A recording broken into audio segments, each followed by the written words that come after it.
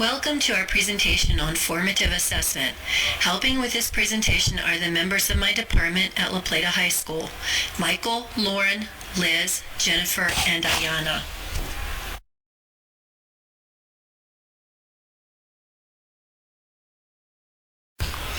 This is what we know, comprehension checks, another name for formative assessments.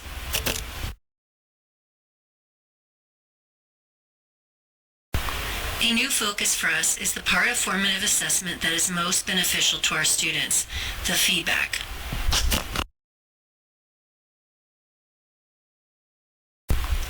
To be honest, most of the time the descriptive feedback is missing. After some research and conversation in our department, we can see that a grade or praise will only either instill confidence in a student or ruin it. A student does know where he is, but doesn't know how to progress, and he might not feel like progress is possible without that direction.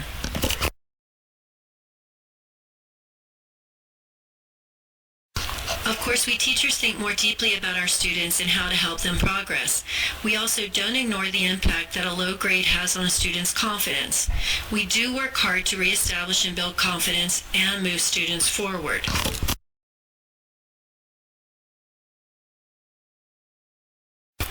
So we have a focus of progress, but we need to share that more with the students. More focus on progress and less focus on achievement will lessen our work rebuilding confidence.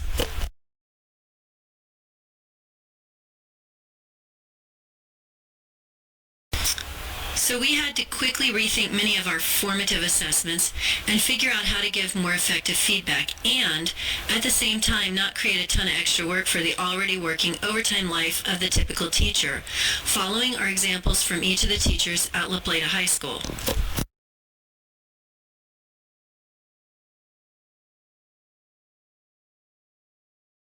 At the front of each row is a binder with 5 whiteboards and pouch of 5 markers and erasers. Students pass back the materials for their row. This is quick and easy to manage. The whiteboards are page protectors with a piece of colored cardstock in the middle. Erasers are made from a cut-up t-shirt.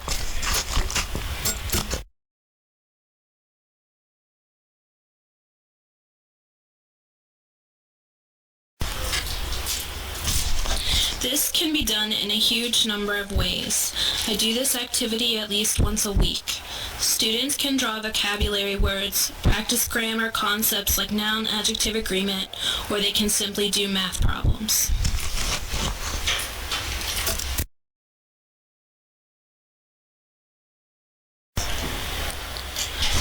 When there is a common error, let's say, son las una de la tarde, maybe 5 or more students have written this down. I address it and write it on the board. I ask students to raise their hands if they can tell me what is wrong with it. I have a student respond, and even another if the word first was incorrect. They eventually tell the class what is wrong. It should be es la una de la tarde. I have them explain why to the class. If something is correct, and most students have it correct, I still might ask a student to explain why it is correct grammatically or otherwise. To know why you are correct is important as knowing why you are wrong sometimes.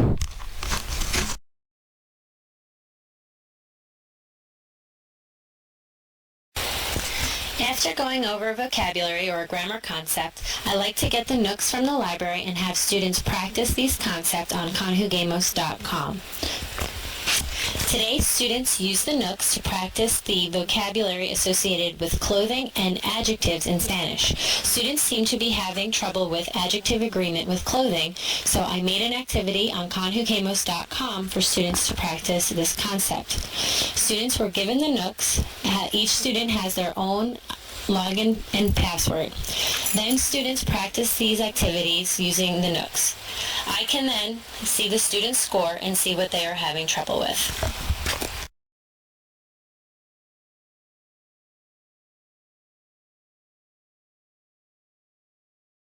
I am practicing our new word list and our previous word list, pretty much everything we've been going over since November 3rd. Oh, look, you got the date on it. And what happens when you get a problem wrong on that?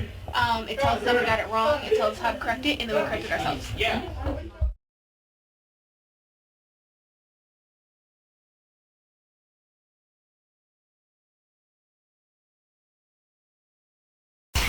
After students complete a task such as their translation, Michael highlights errors and gives his students an additional opportunity to correct them. Another idea would include guiding students to compare their incorrect structures with correct structures. This works well with structures that have strong patterns such as subject-verb agreement.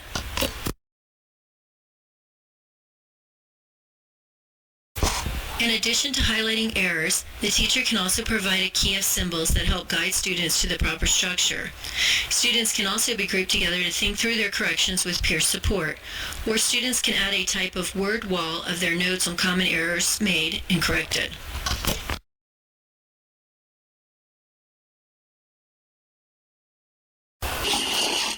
When I have my students participate in a partner activity, I can't always hear all the students all the time to note what they have mastered or where they still need improvement. So I also have the groups evaluate each other and note any difficulties that they are still having.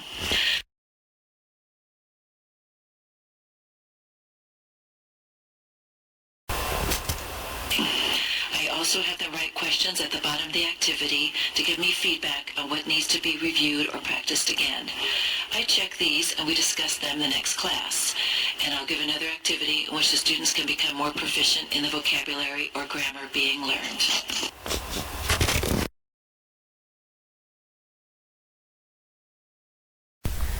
For this formative assessment activity, I place index cards face up on the chalkboard with vocabulary written on them, nouns, adjectives, articles, different forms of the same verb. I then tell the students to form a particular sentence using those cards. The student has to go to the board, choose the correct cards, and arrange them in the correct order to form the sentence. Sometimes this is done as a competition with 2 or 3 sets of the same cards on the board so that 2 or 3 students can go at the same time. In order to prepare for this activity, the teacher should first draft the sentences that they want the students to form, making sure you have enough sentences for the time you want to spend on the activity. Also, by drafting the sentences first, you ensure that you make all of the necessary index cards, including multiple articles, verb forms, adjective forms, etc. The sentences can be projected on screen one at a time or printed out in a numbered list for classrooms that don't have a projector. If done in list format, the teacher can randomly call a sentence number for spontaneous response. This activity can also be used in a variety of other ways depending on what your objective is. Instead of making full sentences, the students could instead be prompted to fill in a blank with the correct vocabulary word, verb form, adjective, etc. To make the activity more difficult, the cards can be placed face down on the chalkboard and separated by category, causing the student to have to turn over the cards and search for the correct ones. Once the student is done arranging their sentence or filling in the blank, they immediately receive feedback either from myself or their peers and work with it to make it correct. The class is given specific instruction as to what kind of guidance or redirection is acceptable. Giving the correct answer is not acceptable. They can say such things as check your noun, check your article, check your adjective, check your word order, check your verb. These are the things that are acceptable as prompts in this activity.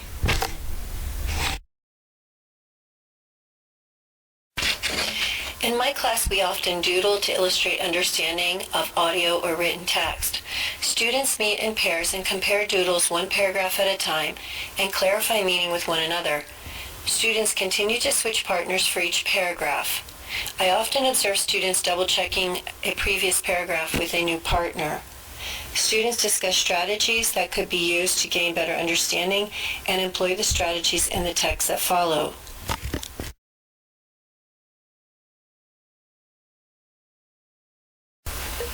This peer comprehension check helps students confirm or clarify their understanding of the text, and they learn reading strategies from their peers. I circulate and prompt students when necessary with level questioning. At the end, students meet in groups of 3 or 4 to review all the doodles and mark paragraphs that are confusing. Then I can target concerns with questions to encourage students to look at the details more closely.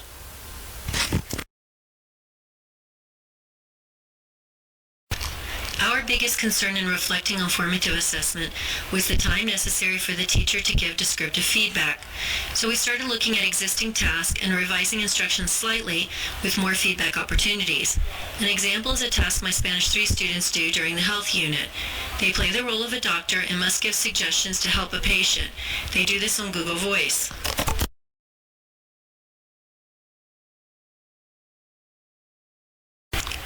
Students are given a scoring rubric ahead of time.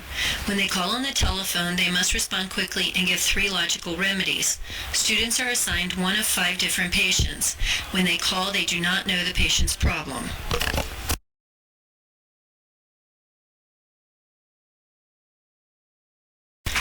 Here is an example of how this task goes. Buenos días, doctor. Tengo un problema. Me corté la mano y hay mucha sangre.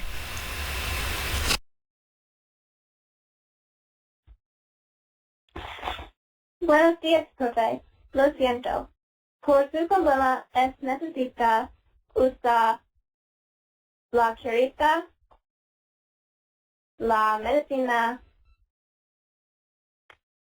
y el antibiótico. Buenas tardes, profe.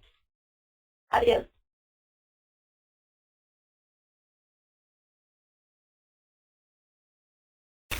The scored rubric gives the student feedback about her performance. Here the student learns that to improve she needs to think more carefully about giving different remedies and that she is still experiencing some pause between sentences.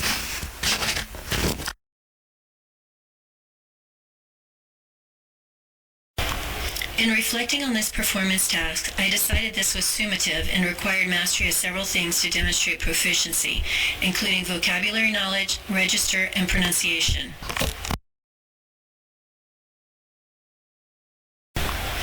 As a result, I've added some formative assessment ideas in order to better prepare the students.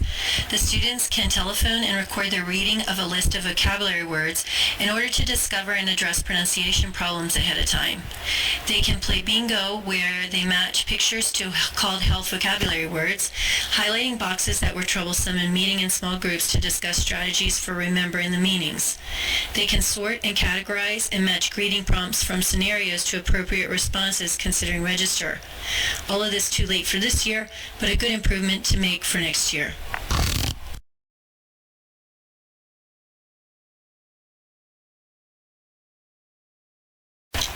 This reflection led me to consider an upcoming performance task. Students will create a menu for their restaurant and present their menu by giving a recommendation orally for a meal from their menu. After Thanksgiving, I gave students a Google Voice task to call in and tell me about their Thanksgiving dinner preferences in order to hear the pronunciation of food and drink items. Hola, dime una lista de 10 comidas que comiste para el Día de Acción de Gracias, en el orden de tu preferencia. Número 1 es la favorita y número 10 es la menos favorita. Adiós. Hola, profe. It's Michaela in your second period class, and my top 10 favorite things to have at Thanksgiving is almond, la batata, el judías verdes, el pavo, el bollo de pan, el ala, la galeta, el brownie, el marmalada de arándanos y relleno. Thank you. Adios.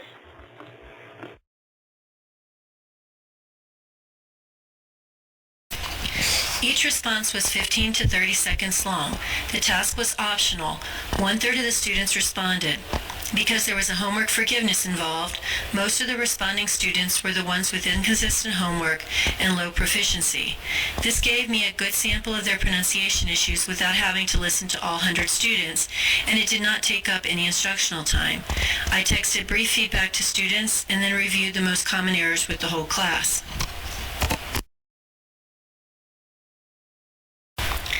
Can-do statements are self-assessment checklists used by language learners to assess what they can do with language in the interpersonal, interpretive, and presentational modes of communication.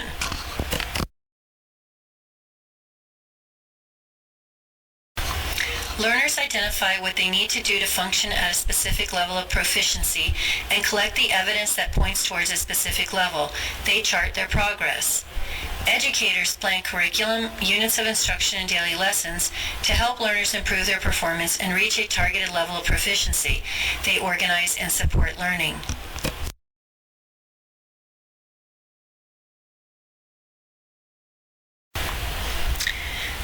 Both ACTFL can-do statements and formative assessments have clearly defined skill targets.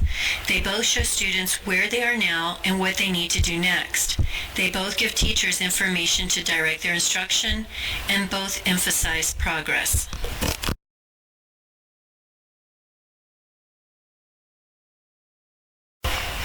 ACTFL can-do statements and formative assessments have much in common. A logical step is to combine them when possible and make this duo an instructional focus.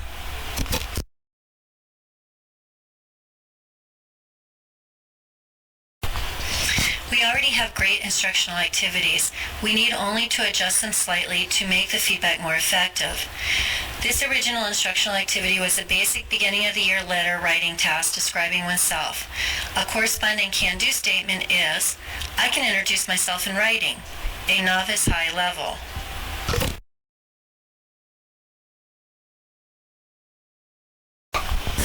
The first change I made to this activity was to add a reading component. This provided for the students to give each other feedback about their letters. Can another person actually understand my letter? And can I understand a letter in Spanish from a friend? This allowed the students to demonstrate both a writing and a reading can-do statement.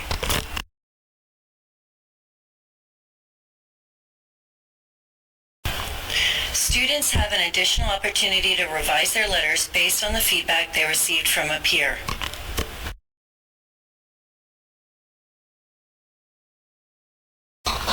Students were given an ACTFL can-do statements list for skills they may demonstrate during the unit. Students were asked to color in the smiley face for the particular skill if they received an 80% or higher. If not, students were told that there will be multiple chances to demonstrate the skill during the course of the year. Progress was stressed as being important.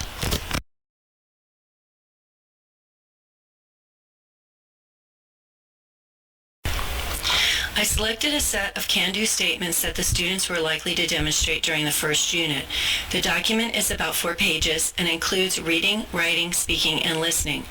My next thought is to have students select one task from each category that they have not yet demonstrated at the end of the unit. They will think of how they can demonstrate this and what help they need from me in order to implement their plan.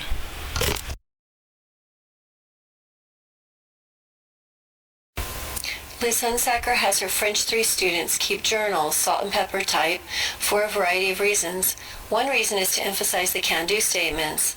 Students respond to self-evaluation ratings on specific can-do skills. Students are asked over time to reconsider their ratings.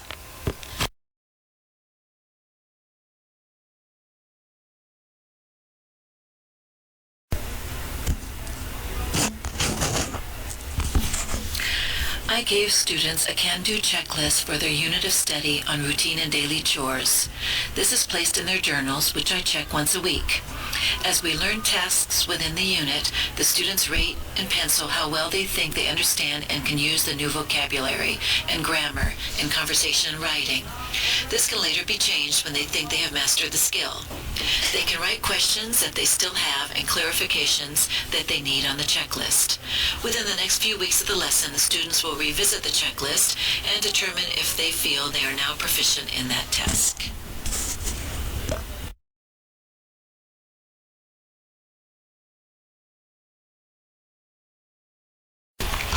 One of my personal goals this year is to refocus my students' academic perspective to progress and help them realize that they are proficient now at a certain level and they will experience growth through their instructional experiences.